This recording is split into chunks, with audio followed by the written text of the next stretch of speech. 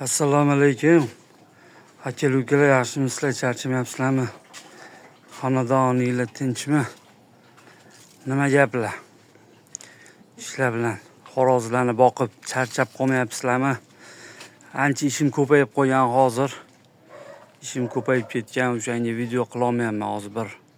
Bir aloqaga chiqib qo'ydi, bir kichkinagina syomka qilyapman. Mana kech payt bo'lgan. Suv idishlarni olib qo'yganmiz. Kechki ovqatini berib oldim bularni. Endi chiroqni o'chirsak ham bo'ladi. Hop. Ana kuni zo'r videolar oldim, bilmayman, videomni YouTube udalit qilib tashladi. Nimaga unaqa qildi bilmadim.